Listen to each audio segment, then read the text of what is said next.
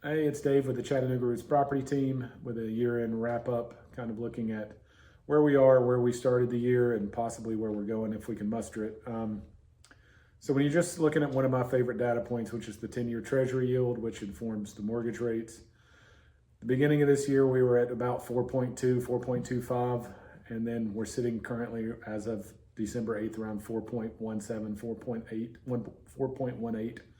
So virtually unchanged. Now throughout 2025, there's been a lot of volatility in that number. It's been up as high as almost 4.8, 4.9%, and the 30-year mortgage rate, according to Freddie Mac, has been as high as 7%, and right now it's sitting around 6.25. So three-quarters of a percent is a significant reduction in the interest rate on your 30-year mortgage.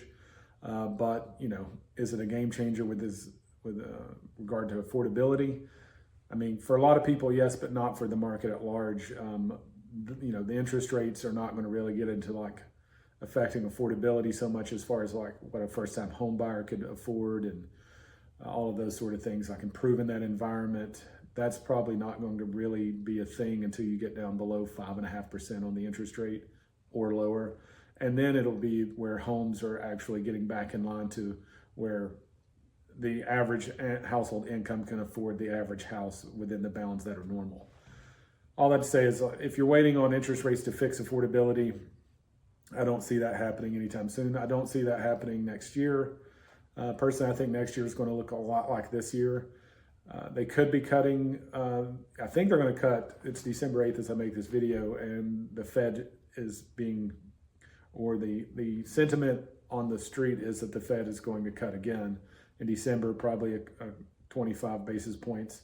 But as we know from August, September, October of 2024, whenever they cut 1 full percent, 100 basis points, the Fed funds rate did go down, of course, but the 10-year Treasury yield went up almost 100 basis points. So while those two things are typically do track together, when the Fed cuts interest rates, that the 10-year Treasury would dip, not so much anymore. And I think that I've talked about this ad nauseum. That's more now, to my mind, correlated with the debt and deficits and that piece of the economy more so than the Fed's funds rate.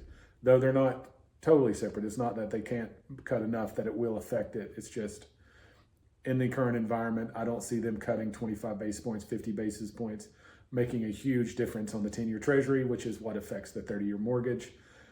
My hope is next year we do see some fives and we sustain that as far as the 30-year mortgage. I'd love to see, and I think it's possible we could get down to 5.8 to 6% interest rates, which would be, the way I'm looking at it now as far as the new normal and the environment we're in, is kind of below 6% is going to be a good rate.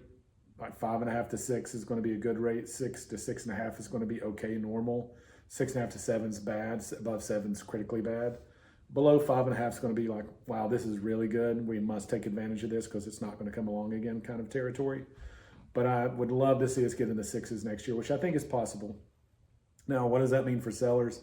Sellers, pretty much your homes are going to stay stable. Their values are going to be improving slightly. I don't see any more hockey stick environment, 2 to 4%, maybe 6%, depending on the area, or if some good economic news comes along. I could see the home values going up that much, but it's probably going to be closer to the 2%, 2-3% range. This is the new normal of the market that we're in. And for buyers, I foresee 2026 kind of being more the same of this year. We're going to go through moments where the interest rate comes down. A lot of buyers are going to come on, and those moments you're going to be like, I thought there was no competition. Why did I put an offer in on this house and now there's 3 other offers? Well, it still happens because there is no shortage of buyers. There's just a shortage of buyers who are willing to deal with this market. So anytime the market dynamics adjust, buyers will pour in and then you'll be competing. So really the sweet spot for buyers where you want to be able to get through maybe a house sale contingency, or you want to be able to ask for closing costs or even some off the purchase price, that kind of happens right before the glut of buyers enter the market. So on the signal that the rates are going to kind of come down, that might be a good time to start looking and getting ready, because once the rates do tack down in any meaningful way, if that happens, you're going to be right back in the same situation where you're going to be competing. And I will say that even for buyers, that if you're a discerning buyer that wants a good deal, you're the same as every other buyer that wants a good deal and is discerning. And those folks seem to show up for the exact same homes almost every time.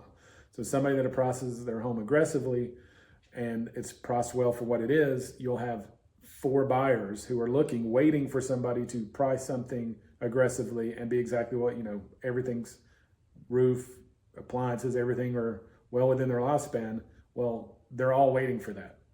And then they all jump on. So you wind up competing. So you need to have some strategies and kind of be ready for that eventuality. But you see something with 21 days on market, which is not hard to find right now, that might be a place where you can do a deal.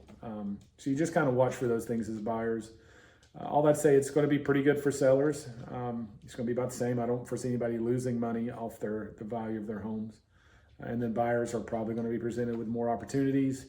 I would just advise buyers to kind of pick your windows so that if you don't want to be competing or you want more opportunities or more options or more deals that can be made or more off purchase price, more help towards closing costs, you want to time that before a boom hits, which may be a little tricky, but if you got the right agent, we can get you there. So that's 2025 ended pretty good. And 2026, I think, is going to be pretty much the same environment as 2025 as far as the housing market goes. So look forward to seeing you in 2026. Hope everybody has a great holiday, and we'll see you next year.